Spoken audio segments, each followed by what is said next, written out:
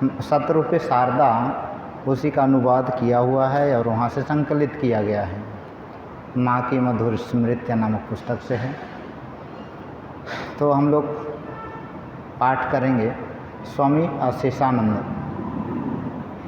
स्वामी अखिलानंद और मैं कोलकाता में एक ही जगह सेंट पॉल कॉलेज में पढ़ते थे। वे मुझसे एक कक्षा ऊपर थे।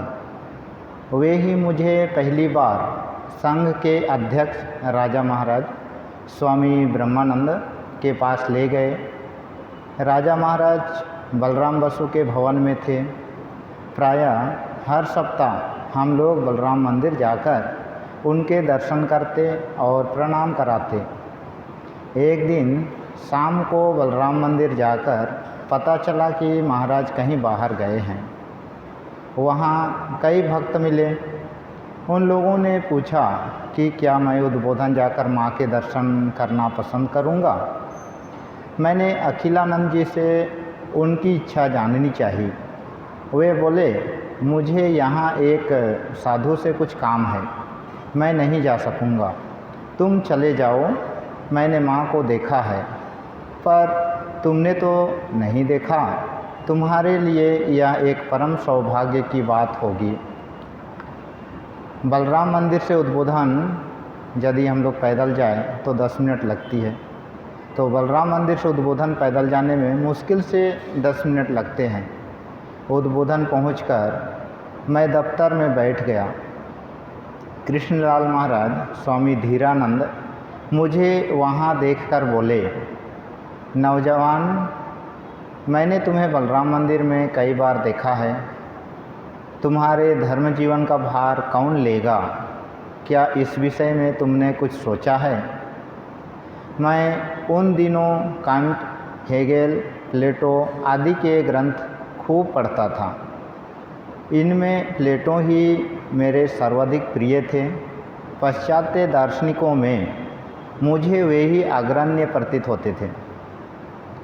अरस्तु की तर्क प्रणाली भी मुझे बहुत पसंद थी, परंतु प्लेटो के अतीन्द्रिय आदर्श के कारण उनके प्रति भी मेरे मन में बड़ी श्रद्धा थी। मैंने कृष्णलाल महाराज से कहा, मैं कुछ अमेरिकी लड़कों के समान खूब कट्टर स्वभाव का और स्वाधीनता प्रिय हूँ। सेंट पॉल कॉलेज में बाइबिल पढ़ना अनिवार्य है, इसलिए बाइबिल पढ़ता हूँ, लेकिन गीता आदि नहीं पढ़ता। मेरी बात सुनकर वे थोड़ी देर चुप रहे, फिर बोले, मगर आध्यात्मिक जीवन के बारे में तुम कुछ नहीं जानते। धर्म जीवन में एक पथ प्रदर्शक की ज़रूरत होती है। वे मानो हाथ में मशाल लिए रास्ता दिखाते चलते हैं। मान लो कि तुम एक ऐसी गुफा में गए हो जिसमें खूब अंधेरा है। यदि तुम अकेले जाओगे तो तुम्हारा सिर दीवार से टकरा जाएगा, पर यदि कोई मशाल लेकर तुम्हारे साथ साथ चले तो तुम्हें चोट लगने की संभावना नहीं रहेगी। तुम निश्चित होकर देव दर्शन कर सकोगे। मैंने पूछा, आप कहना क्या चाहते हैं? उन्होंने उत्तर दिया, यही कि माँ ऊपर रहती है। तुम्हारे लिए यही उचित है कि उनके पास जाकर कृपा की भिक्षा मांगो, प्रार्थना करो कि वे तुम्हें दीक्षा दें। 1917 ईस्वी की बात है। उन दिनों माँ के बारे में काफ़ी कम लोग जानते थे। माँ की जीवनी या चित्र भी उस समय उपलब्ध नहीं थे। माँ तथा उनकी संगनियों के कोलकाता आने पर उनके निवास हेतु तो स्वामी शारदानंद ने उनके लिए जो घर बनवाया था, उसी उद्बोधन कार्यालय की निचली मंजिल के कमरे में मैं बैठा था। ऊपर की मंजिल में स्थित मंदिर में माँ रहती थी।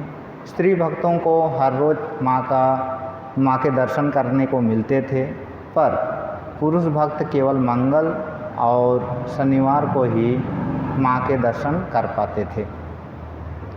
रास बिहारी महाराज स्वामी अरूपानंद माँ की सेवा के लिए उद्बोधन और जयराम बाटी दोनों स्थानों पर उनके साथ रहते। वे दफ्तर में आकर बोले, जो माँ के दर्शन करना चाहते हैं मेरे साथ चलें। उन्होंने हम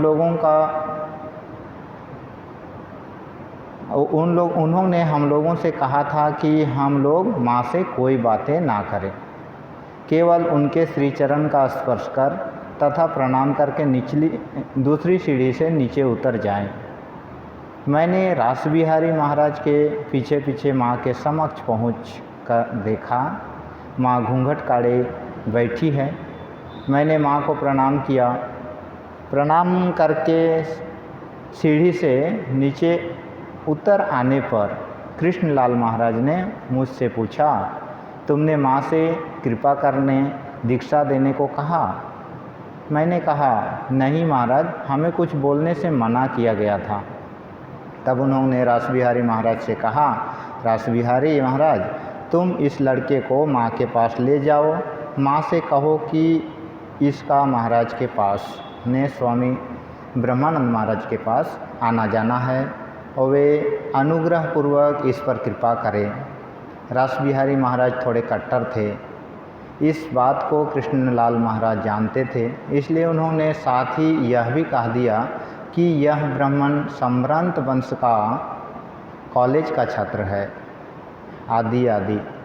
इसलिए मुझे माँ के दोबारा दर्शन का सुयोग मिला। इस बार माँ के चेहरे पर घूंघट नहीं था।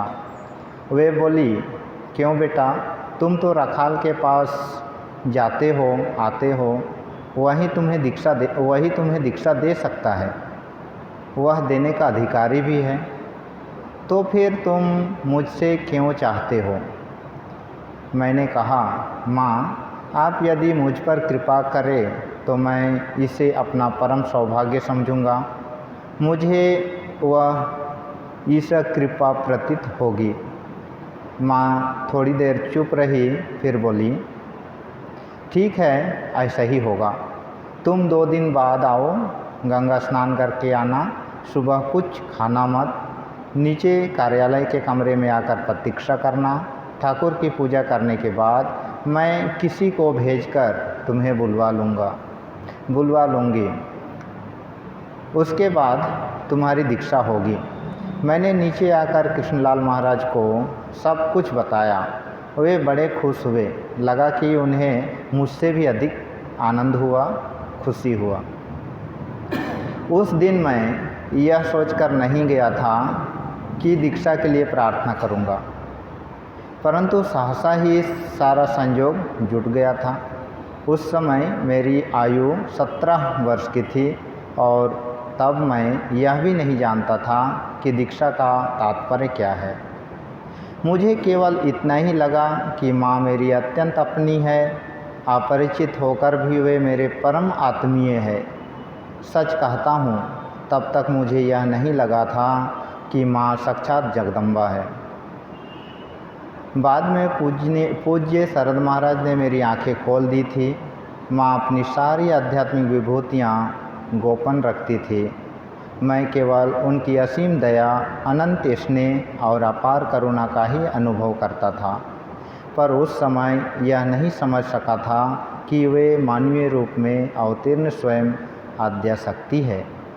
माँ के दर्शन और उनसे बातचीत की सारी बातें मैंने अखिलानंद जी को बताई और कहा कि मुझे नहीं पता कि दीक्षा क्या है, मुझे क्या क्या करना होगा या किस प्रकार दीक्षा के लिए तैयारी करनी होगी। उन्होंने आश्वासन देते हुए कहा कि चिंता की कोई बात नहीं, वे मुझे सब समझा देंगे।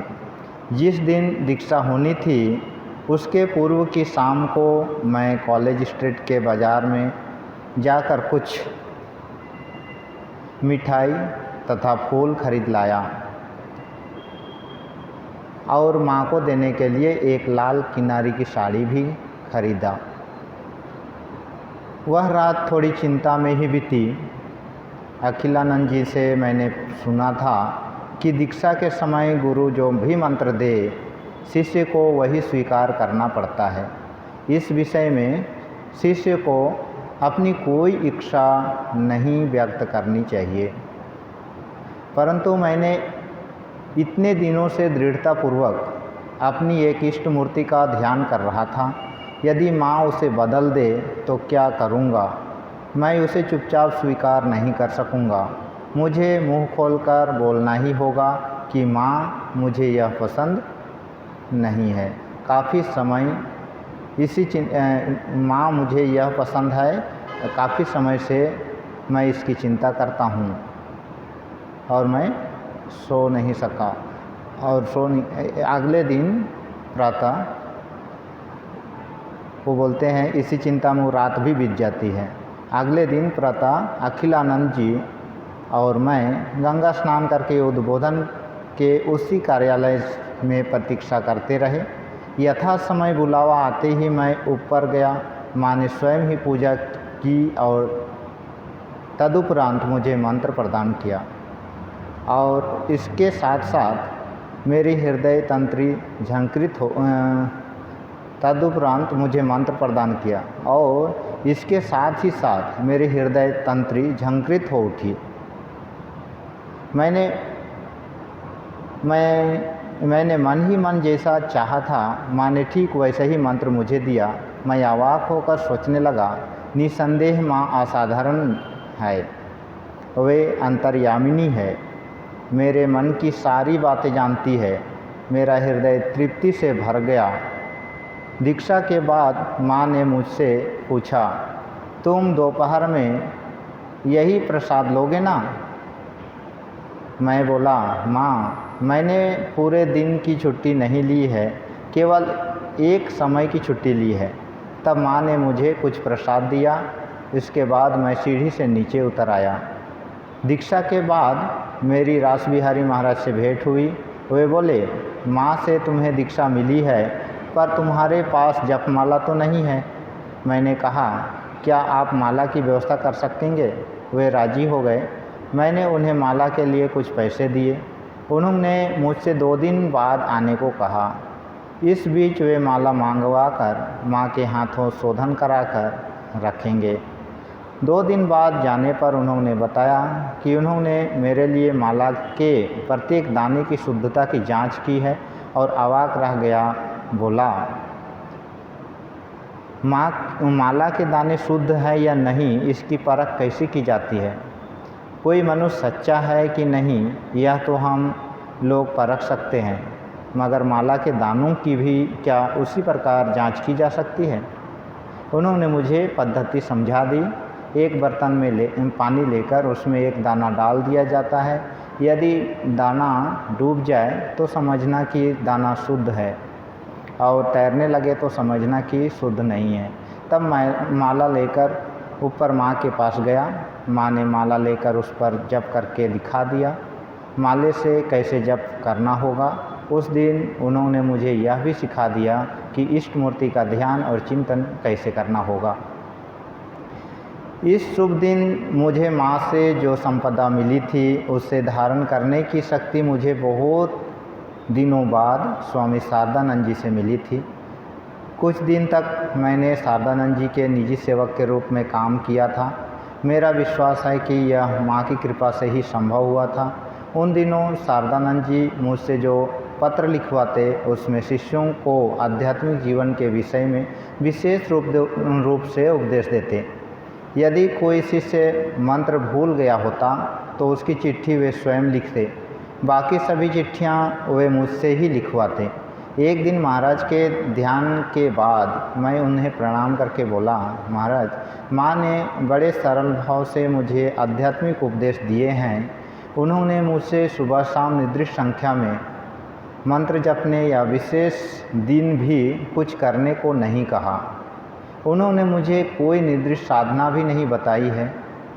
महाराज, मुझे एक ऐसी पद्धति की ज़रूरत है जिससे मैं एक एक कदम आगे बढ़ सकूं।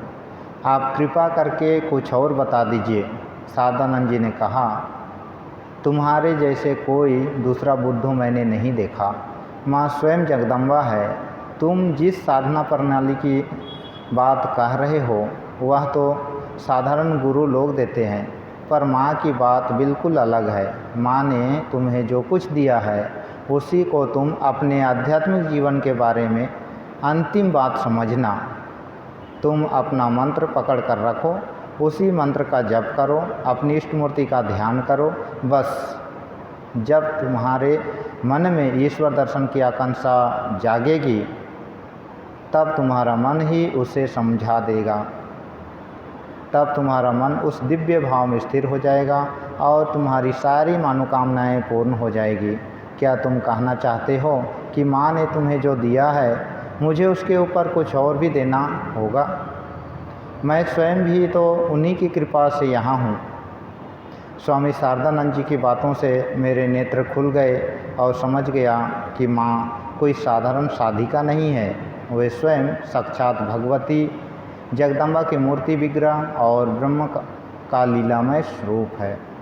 जैसे अग्नि और उसकी दाहिका शक्ति अभिन्न है, वैसे ही श्री रामकृष्ण और माँ श्री शारदा देवी एक अविच्छिन्न आध्यात्मिक बंधन में परस्पर आबद्ध है।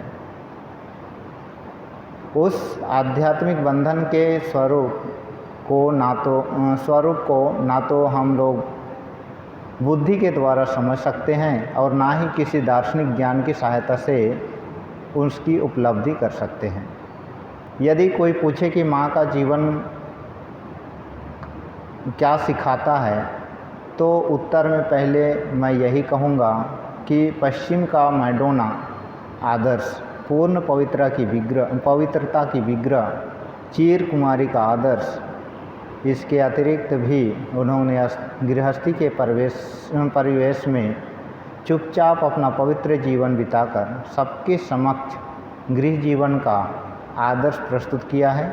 अपने जीवन के द्वारा वे दिखा गई है कि गृही भक्त किस प्रकार ईश्वर के लिए चेष्टा और उसकी प्राप्ति करेंगे। मुझे लगता है कि श्री रामकृष्ण देव के जीवन में संन्यास का आदर्श ही अधिक व्यक्त होता है। अपने युवा भक्तों को उन्होंने जैसा शिक्षा दी है उससे यही प्रकट होता है, परंतु यदि गृही भक्त आलोक पाना चाहते हो तो उन्हें विशेष रूप से माँ की ओर ही निहारना होगा। वे बड़े सहज भाव से साधना विषयक उपदेश देती थी। हम लोग सोचते हैं जो कुछ असाधारण है वह निश्चित रूप से थोड़ा चकाचौंधपूर्ण, अप्राकृतिक या अस्वाभाविक होगा। जो कुछ स्वाभाविक, सहज, सरल है उसे हम अत्यंत साधारण मानकर उनकी अवज्ञा करते हैं। माँ के उपदेश देने की पद्धति बड़ी सहज थी। उनके जीवन से मैंने जो दो एक चीज़ें सीखी है, उनमें से एक है पवित्रता, दूसरी है सरलता। वस्तुतः जीवन की हर महान वस्तु ही अत्यंत सरल है। शैशव में हम लोग जिस मातृ स्नेह का आस्वादन करते हैं वह कितना सरल है, पर माँ की इस असाधारण सरलता में ऐसी एक सूक्ष्मता मिश्रित रहती थी कि उन्हें समझना कठिन था। मैंने भी उन्हें बहुत अल्प ही समझा है, तथापि मैंने देखा कि उनकी उपस्थिति में एक आध्यात्मिक परिवेश बन जाता। कृपा तथा शांति के स्पर्श की स्पष्ट अनुभूति होती और वह स्थान तीर्थ सा बन जाता। केवल श्री रामकृष्ण देव ही ठीक समझ सके थे कि वे कौन थी और किस महान आदर्श की प्रतीक थी। इसलिए उन्होंने गोपाल माँ को निम्नलिखित घटना के द्वारा माँ के स्वरूप के बारे में संकेत दिया था। एक दिन मैंने गुलाब माँ से कहा था, यदि श्री माँ के स्थूल शरीर में रहते ही मैं संघ में प्रवेश ले लेता तो उनकी सेवा कर पाता। इस पर गुलाब माँ बोली, कौन उन्हें समझ सका है। मैं माँ के इतने पास रही हूँ तो भी समझ नहीं पाई। इसके बाद वे स्वयं ही वह घटना बताने लगी। घटना इस प्रकार है। श्री रामकृष्ण जब दक्षिणेश्वर से श्यामपुकुर चले गए तब गुलाब माँ ने किसी से सुना कि माँ ठाकुर को बहुत अधिक खिला रही थी, इसलिए ठाकुर की बीमारी बढ़ती जा रही थी और इसी पर नाराज़ होकर ठाकुर श्यामपुकुर चले गए। एक दिन जब माँ ने यह बात सुनी तो तत्काल पैदल ही चलकर वे श्री रामकृष्ण देव के पास जा पहुँची और उनसे पूछा, क्या आप मेरी सेवा से असंतुष्ट हैं? और इसलिए श्यामपुकुर चले आए हैं। माँ की बात सुनकर श्री रामकृष्ण देव अवाक रह गए। बोले, ऐसी बात किसने कही? माँ ने बताया कि उन्होंने अमुक से सुना है कि गुलाब माँ ऐसा कह रही है। यह बात सुनकर श्री रामकृष्ण देव बड़े नाराज हुए। बोले, वह ब्रह्मणी जरा यहाँ आए तो सही, मैं उसकी अच्छी खबर लूँगा। जब श्री रामकृष्ण देव नाराज होते तो कोई उनके पास जाने का साहस नहीं कर पाता। इस घटना के ठीक अगले दिन ही गुलाब माँ ठाकुर के पास गई। श्री रामकृष्ण ने उनसे पूछा, तुमने ऐसी बात कही, जाओ उसके पास जाकर क्षमा मांगो। वह यदि तुमसे नाराज रही तो मेरे पास भी तुम्हारे लिए कोई आश्रय नहीं होगा। उसके बाद श्री रामकृष्ण देव ने कहा था, वह शारदा है, सरस्वती है, साधारण मानवी के समान दिखने पर भी वस्तुतः वह स्वयं साक्षात जगदम्बा है, जिसकी कृपा कटाक्ष से मनुष्य को ज्ञान लाभ होता है। वह मनुष्यों को ईश्वरीय ज्ञान देने के लिए, जगत को आलोक का मार्ग दिखाने के लिए अवतीर्ण हुई है। गुलाब माँ ने मुझे बताया कि ठाकुर की यह बात सुनकर वे श्यामपुकुर से दक्षिणेश्वर तक पूरा रास्ता रोते रोते आई थी। वहाँ पर वे माँ के श्री चरणों में गिरकर बोली, माँ दया करके मुझे क्षमा कीजिए, मैंने अमुक से सुनकर कहा था, मेरा ऐसा करना उचित नहीं था। ठाकुर मुझसे बहुत नाराज़ हैं, यदि तुम मुझे क्षमा ना करो तो वे फिर मुझे अपने दर्शन नहीं करने देंगे। श्री माँ उनकी पीठ पर हल्की सी चपत जमाते हुए बोली, भूल जाओ गुलाब, भूल जाओ, तुम मेरी बेटी हो। माँ क्या कभी अपनी बेटी से रुष्ट हो सकती है? ठाकुर से कहो, मैं तुमसे पूर्ण संतुष्ट हूँ। श्री रामकृष्ण ने स्वयं ही गुलाब माँ की आंखें खोल दी थी, जिसके फलस्वरूप वे माँ की अनुपम दैवी महिमा और शक्ति की किंचित धारणा कर सकी थी। माँ के शिष्य चंद्रमोहन दत्त से भी मैंने एक अन्य घटना सुनी थी। उन दिनों मैं उद्बोधन कार्यालय में व्यवस्थापक के सहयोगी के रूप में कार्य करता था और चंद्र बाबू पुस्तकों की पैकिंग कर कार्य करते थे। एक दिन वे स्वामी शुद्धानंद जी, बाद में रामकृष्ण संघ के अध्यक्ष के साथ गंगा नहाने जा रहे थे। शुद्धानंद जी ने चंद्र बाबू से कहा, तुम तो माँ के पास जाते हो, उनके पास जाकर क्या मांगते हो? चंद्र बाबू ने कहा, मैं उनसे थोड़ा सा प्रसाद मांगता हूँ। इस पर महाराज ने कहा, तुम माँ के पास क्या केवल प्रसाद ही मांगने आए हो? माँ मुक्तिदायिनी है, तुम माँ के पास जाकर ब्रह्म ज्ञान मांगो, मुक्ति मांगो। चंद्र बाबू ने कहा, ठीक है महाराज, मैं जाकर वही मांगूंगा। उद्बोधन लौटते ही चंद्र बाबू माँ के कमरे में गए। उस समय माँ दोपहर की पूजा कर रही थी। माँ ने उन्हें देखा, परंतु पूजा में बैठी होने के कारण कुछ कहा नहीं। इशारे से पूछा कि उन्हें क्या चाहिए। चंद्र बाबू ने बाद में बताया था, मेरा दिल ज़ोरों से धड़कने लगा। मैंने सोच रखा था कि कहूँगा, माँ कृपा करके मुझे ब्रह्म ज्ञान दो, यदि वह बहुत अधिक है तो मुक्ति दो, लेकिन मेरे मुख से कोई बात ही नहीं निकली। ऐसा लगने लगा कि मेरी सांस ही रुक जाएगी। किसी प्रकार मैंने कहा, प्रसाद चाहिए। माँ ने उंगली से चारपाई के नीचे दिखा दिया। वहाँ एक प्लेट में ढककर प्रसाद रखा था।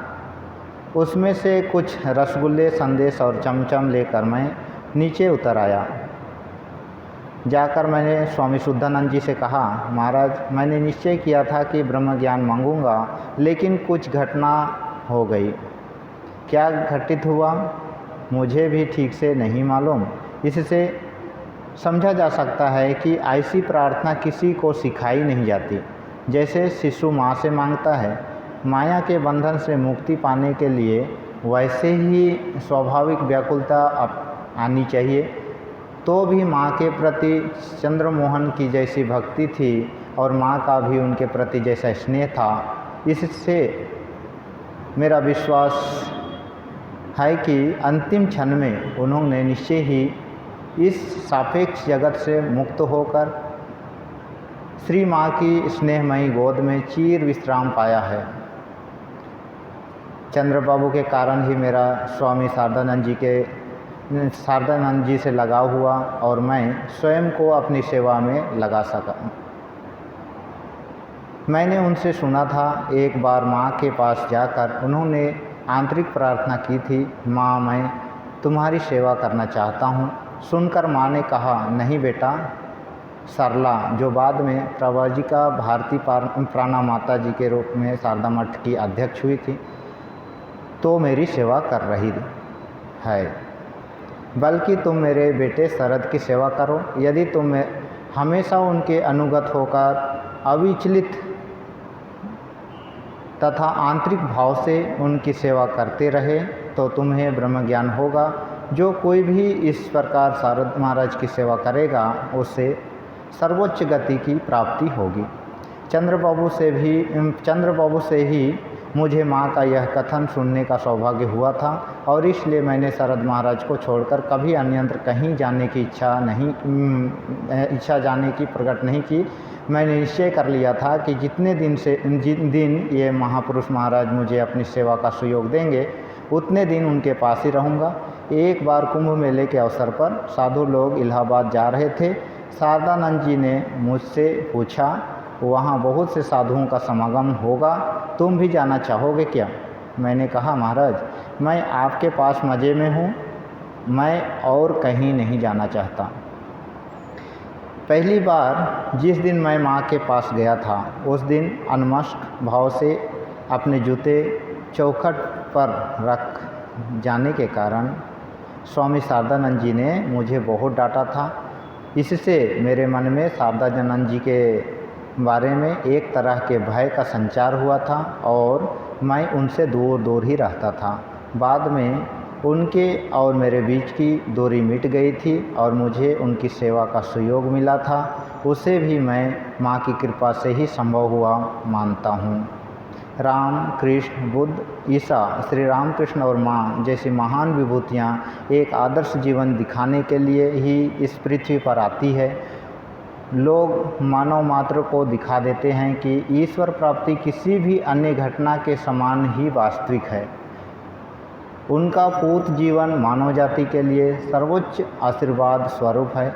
मेरा विश्वास है कि जब तक मैं माँ के श्री चरणों का अनुसरण करके चलूँगा और जब तक उनकी असीम कृपा द्वारा प्राप्त मंत्र की मर्यादा की रक्षा कर सकूँगा, तब तक मैं अपनी संतुष्टि के अनुसार उनका कार्य करने में सक्षम रहूँगा।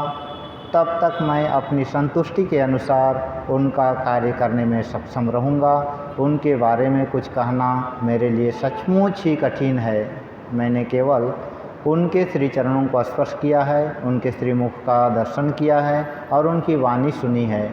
उनके श्री चरणों में अपनी विनम्र प्रणति तथा श्रद्धा निवेदित करते हुए मैं केवल इतना ही कह सकता हूँ कि इस जीवन में मुझे जो कुछ भी मिला है वह उन्हीं की कृपा से मिला है। आज मेरा पूरा मन इस आशा में उन्मुख होकर उन्हीं की ओर निहार रहा है कि वे इस मायामय जगत से उठाकर मुझे उस जगत में ले जाएंगे जहाँ चीर ज्योति, दिव्य सौंदर्य, नित्य आनंद और शाश्वत सत्य विराजते हैं।